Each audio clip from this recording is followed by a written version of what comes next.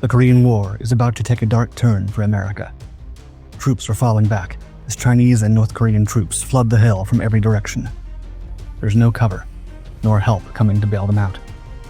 Then Benjamin Wilson emerged from the smoke, uniform torn and barely able to walk in a straight line. The enemy thought he was dead, but he's back on his feet and closing in.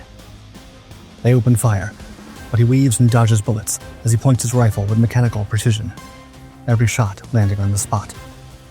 The enemy tries to swarm him, but he doesn't balk. Instead, he charges straight into them with his bayonet. It takes a full crowd to rip the weapon from his hands, and when they finally do, he doesn't even blink.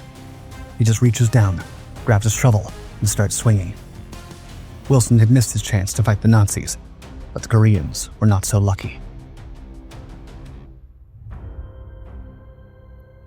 Ever since he was young, Benjamin F. Wilson knew he was born for war. Raised on the island of Vashon, Washington, he never fit the mold of a small-town boy. While others dreamed of quiet lives, Wilson imagined dodging gunfire and sprinting from foxholes straight toward the enemy. He was just 18 when Adolf Hitler unleashed his blitzkrieg on Europe in 1939. The world was paralyzed with fear, but not Wilson. To him, it felt like fate, and he didn't wait for a draft notice or even for graduation to enlist in the U.S. Army. Officials, still scared of the wreckage brought by World War I, sought to stay as far away from war as possible. However, the unstoppable march of the Axis soon made it obvious that the nation could not afford to remain neutral for long. The training of young cadets picked up, and it wasn't long before Wilson was sent out on his first assignment, thousands of miles away from home. He landed on a military outpost on Oahu, Hawaii, known as Schofield Barracks, a base nestled under the Waianae Mountains, built to defend the U.S. Pacific Fleet at Pearl Harbor. The first months of service were slow. Although the war in Europe and the Pacific seemed to spread by the day, a year went by without Wilson seeing any real-life combat. Then December 7th, 1941 happened. Wilson was still fast asleep when the wail of sirens echoed through the barracks. In the dim, early light, confused cadets scrambled from bunks and looked at each other, unsure if this was a drill or not. Some hesitated. Others grabbed rifles without even tying their boots. Wilson was likely one of the latter. As the young soldiers rushed out of the building, they immediately saw them. The sky was dark with nearly 200 incoming aircraft, Imperial Japanese bombers and fighters. Their bomb bays opened as they crossed over Schofield Barracks, but their targets lay just beyond Pearl Harbor, where American battleships sat in the still morning waters. The assault was unforgiving. Explosions rippled across the horizon as flames consumed entire hulls and black smoke clawed toward the sky. It said that without receiving any orders, young soldiers like Wilson raced to the rooftops, clutching their M1 Garands, aiming up at the incoming bombers. It was a hopeless mission, firing rifles at aircraft that could easily wipe them out with a single strike. Still, they aimed at them and kept shooting until their ammunition ran dry. However, by the time the smoke cleared, it was evident that their efforts had been in vain. Pearl Harbor was in ruins. Battleships had been gutted, and aircraft lay scorched on the tarmac. More than 2,400 Americans were gone. The next day, President Franklin D. Roosevelt declared December 7th, quote, "A date which will live in infamy." America was going to war, and the time for Benjamin F. Wilson to prove himself had finally arrived. By early 1942, as American troops surged across the Atlantic to join the fight in Europe, Benjamin F. Wilson was frustrated to learn that he was set to remain on the mainland. Before he could earn the right to lead in combat, he had to go through officer candidate school in Oklahoma. Day after day, Wilson was pushed to the edge, with grueling endurance runs, weapons drills, tactical coursework, and punishing obstacle courses. As radio reports from the Pacific and Europe crackled with news of American advances, Wilson stayed focused. Whispers of a grand amphibious invasion to liberate Europe from Hitler's grip only made him more determined to become one of the soldiers to make history on the beaches of Europe. He was eventually commissioned into the field artillery and assigned to train new cadets. However, as the months dragged on and many of Wilson's students were deployed to the battlefield, he remained stationed in America. On June 6, 1944, Allied troops marched across the beaches of Normandy and overran the Nazi positions, blocking the passage to Western Europe during D-Day, the largest and most spectacular amphibious operation the world had ever seen. Thousands of Americans made history that day. But not Benjamin Wilson, who could only observe from afar how his fellow soldiers achieved the battlefield glory he had dreamed of ever since he could remember. By the time the guns finally fell silent in 1945, Wilson had served his nation with honor, but not the way he had imagined. He hadn't braved enemy fire, nor led men through smoke, and as victory parades filled the streets of New York, London, and Paris, Wilson could only think that his one shot at becoming a real warrior was forever gone. He quit the army shortly after, convinced that the battlefield had never been meant for him after all.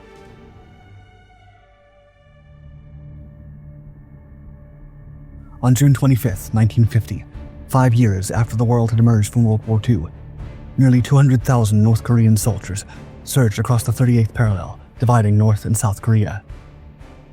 At the end of World War II, Korea had been liberated from Japanese occupation, but quickly split into two: a communist regime in the north, backed by the Soviet Union, and a US-supported democracy in the south. The dividing line was meant to preserve order. Instead, it became a point of contention. As the Cold War intensified, so did border tensions, with growing raids, ambushes, and propaganda strikes. As North Korea struck with overwhelming force, South Korea was caught unprepared. Their army was half the size of the North's and severely undertrained. Worse still, while North Korean troops rolled in with Soviet tanks, artillery, and aircraft, the South lacked heavy weaponry. At dawn, North Korean guns opened fire. For 30 minutes, artillery pounded South Korean positions. When the defenders were finally allowed to return fire, it was already too late. In Chadong, Major Kim Wee-tae arrived to find chaos. The headquarters obliterated, officers gone, radios silent, and firefights erupting across the city. He was taken out by mortar fire just 2 hours into the invasion. All across the front, the South was collapsing. Outnumbered and encircled, soldiers did their best to hold back the tide. But the pressure was relentless, and eventually, there was only one option left: retreat. 3 days into the war, North Korean troops were already on the outskirts of Seoul. In desperation, President Syngman-rhee was evacuated. Then, in the early hours of the morning, charges ripped across the Han River Bridge. It was a measure meant to halt the advance of the enemy, and although it succeeded in cutting a direct passage to the capital, the blast took out hundreds of retreating soldiers and civilians caught in the crossing. Still, it wasn't enough. That same day, North Korean forces crossed the river and seized the capital. The United States had hoped to avoid another global conflict, but the fall of Seoul made neutrality impossible.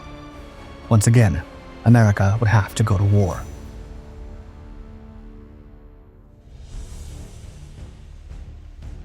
Fearing that the fall of Korea to communism would ignite a domino effect across Asia, President Harry S. Truman rushed to mobilize American forces to stop the northern invasion before it consumed the continent. The first to arrive were the understrength ranks of the 24th Infantry Division, rushed in from nearby Japan. Most were teenagers with just a couple of weeks of training under their belt, clutching obsolete bazookas and a handful of heat shells. They were set against experienced North Korean forces that were faster, more coordinated, and heavily armed, wielding Soviet-supplied tanks and artillery.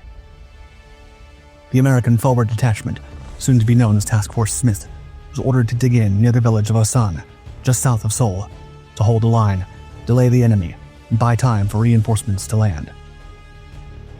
On July 5th, as fog and drizzle hung over the Korean hills, the men of Task Force Smith heard the approaching march of the enemy. A column of T-34 tanks came into view, their guns ready to strike. The Americans held their breath and opened fire. Bazooka rounds slammed into the tank's armor and bounced off like pebbles. The tanks didn't even slow down and kept rolling through the American line, unfazed by the weak defense. Some were eventually disabled by well-placed howitzer shots, but there was always another one ready to take their place. Then came the infantry. Nearly 5,000 North Korean troops poured in behind the armor, rifles slung, machine guns blazing, and mortars launching fire arcs into the sky. Task Force Smith returned fire with everything they had, but the numbers were overwhelming. Enemy fire rained down on them, and soon the Americans found themselves being flanked from both sides. Communication lines were cut, artillery coordination collapsed, and runners sent to relay fire missions never returned. Ammunition ran low. The defenders were suddenly trapped in a shrinking perimeter. By early afternoon, with casualties mounting and no hope of relief, Lieutenant Colonel Smith ordered a strategic withdrawal, but under such intense fire, discipline fractured. Men broke into small groups, fleeing through rice paddies and hills, dodging bullets and falling shrapnel. Many of the wounded were left behind. By nightfall, 60 Americans had lost their lives, and 82 more were captured, some executed shortly after surrendering. Nearly half the task force was gone. The Battle of Osan, the first clash between American and North Korean forces, had ended in defeat. If America wanted to shift the tide, it would need to respond with everything it had, sending out its strongest weapons and the men who had been trained to conquer the Nazi-ridden battlefields of World War II. It was time for Benjamin F. Wilson to come out of retirement. After stepping away from the Army, Benjamin F. Wilson returned to his native Washington. He found work at the local lumber mills, trying to build a quiet life. But deep down, he knew that civilian life would never be enough for him. Even if he didn't get to set foot on a foreign battlefield, Wilson knew that he was meant to serve the Army.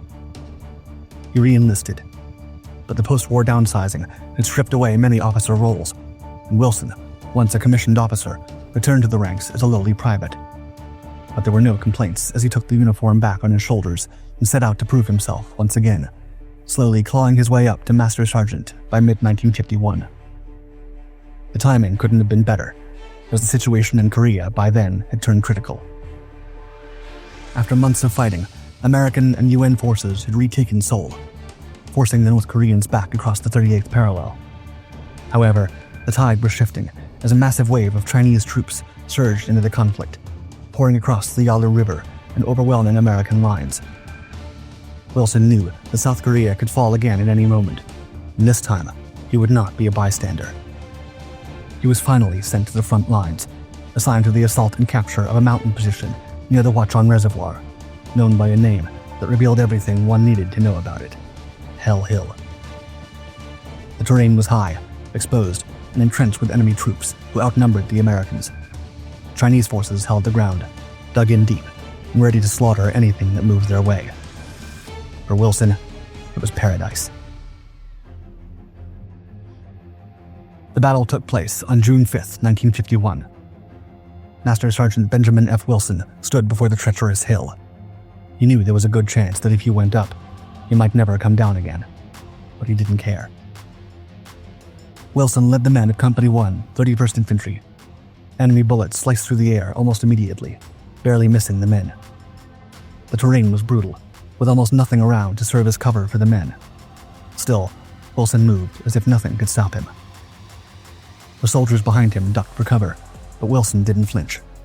Instead, he responded with gunfire and a round of grenades as his uniform became torn by near misses. It didn't take long before he spotted the first stronghold. 4 enemy soldiers crouched behind fortifications, armed with submachine guns. Wilson dove headfirst into their target area. Before the gunners could react, he was upon them, firing point blank, swinging his rifle like a war club, and driving his bowie knife into their adversaries. The battle was over in seconds.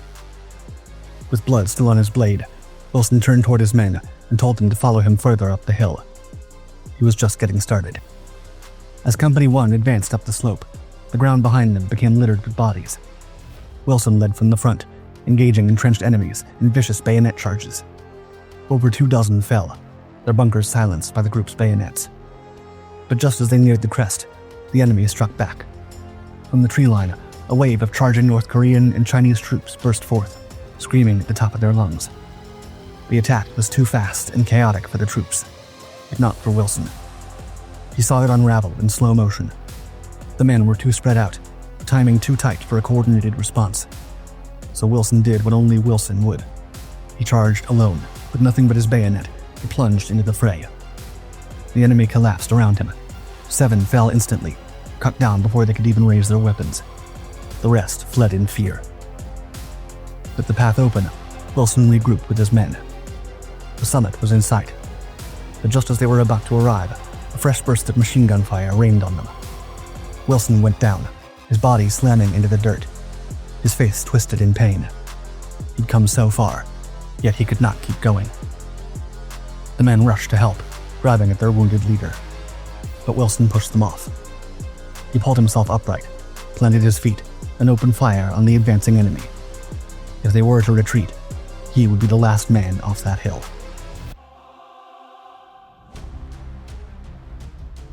It wasn't until most of his men had safely pulled back that Wilson finally allowed himself to be laid on a stretcher. Blood soaked through his uniform, his limbs barely responsive. But even then, he kept his eyes uphill, toward the enemy still advancing. A small detachment of Americans remained behind, buying time with every bullet, holding the line as the others descended. But the terrain was merciless, and the enemy knew it like the lines on their palms. They moved fast, flanking from hidden paths, and soon, strikes found their target. A hail of gunfire reached the commanding officer and the first platoon leader, leaving the unit vulnerable. The news spread across the hill, and the moment Wilson realized what had just happened, he knew what to do. As his stretcher bearers paused to catch their breath, Wilson surged upright, tearing free from the canvas, despite the wounds etched across his body. His men rushed to stop him, but he shoved them away. The fight was calling him back, and he would answer the call, even if it cost him his life. Staggering upward, rifle in hand, he limped through dirt, every step defying the pain. When he spotted the enemy ahead, something inside him shifted. The pain vanished, and the warrior took over. Wilson opened fire. He pushed forward, bullets screaming around him as he closed the distance. When his rifle emptied, he reached for his bayonet and charged. He gave it his all with every swing and stab, but there were simply too many of them. They tore the weapon from his hands, leaving him surrounded and outgunned. But Wilson didn't need a weapon to fight. Reaching down, he pulled out his entrenching tool, a small steel shovel, and kept fighting. The strikes were clean, and 4 enemy soldiers fell. Whether American or enemy, no one could believe what they were seeing. Wilson, bloodied and burning with fury, almost seemed superhuman. But there was no time to marvel, and as Wilson held the line, the rest of the unit carried on with their escape.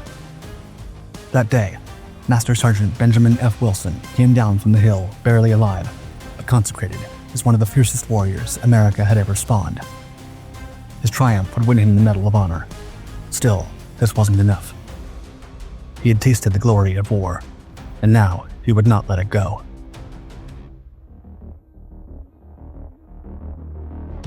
Just 4 days after his crusade atop Hell Hill, Wilson was back in the fight. His wounds were still raw, muscles stitched together and barely holding. But the hills were still alive with gunfire, and he refused to sit idle while his men had all the fun. The new mission took him to yet another fortified slope, thick with entrenched enemy fighters who transformed the landscape into a death trap. For most, the climb was a nightmare. But Wilson moved like the mountain was his to take. As enemy rounds cracked through the air, he ducked, weaved, and surged forward, as if his body had forgotten it was injured. At the top of the rise, he spotted it, a reinforced bunker dug deep into the hillside, its machine gunners spitting bullets at the incoming troops. Anyone who tried to close the gap would be torn to pieces. The rest of the men froze, but Wilson didn't hesitate. If his men didn't come with him, he would go on his own. He sprinted into a storm of bullets, his boots kicking up dirt and gravel as he closed in. Mid-run, he pulled a grenade from his belt, yanked the pin, and vaulted toward the bunker. The explosion ripped through the earth, making the entire fortification quake. Enemy soldiers burst out, stumbling from the smoke, only to fall under Wilson's gunfire, his rifle bucking in his hands. A few made it close enough to engage, but Wilson met them without pause, fighting at point-blank range with whatever he had. Behind him, his men watched as Wilson, alone, took down 5 enemy soldiers. They couldn't let him stand there by himself. Not again. With renewed fury, the Americans charged in to reinforce their master sergeant, cutting down the remaining defenders and seizing control of the bunker. As the dust began to settle, one of the soldiers noticed something was wrong. Wilson was bleeding. They scrambled to cut away his uniform, expecting fresh bullet wounds, but there were none. Instead, his old injuries had torn open. He had fought through the pain without flinching. Now, finally, it was time to pull Wilson off the hill. Benjamin Wilson's victory in his second battle nearly earned him a second Medal of Honor, but Army policy prohibited awarding the nation's highest military honor to the same soldier twice.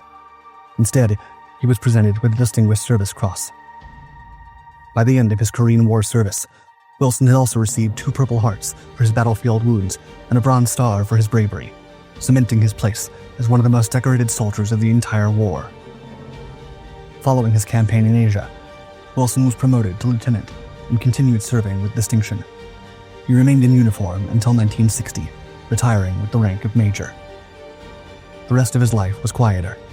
He settled in Hawaii, the same place where he had first experienced the taste of combat all those years ago. There, the warrior finally allowed himself to rest, passing away in 1988.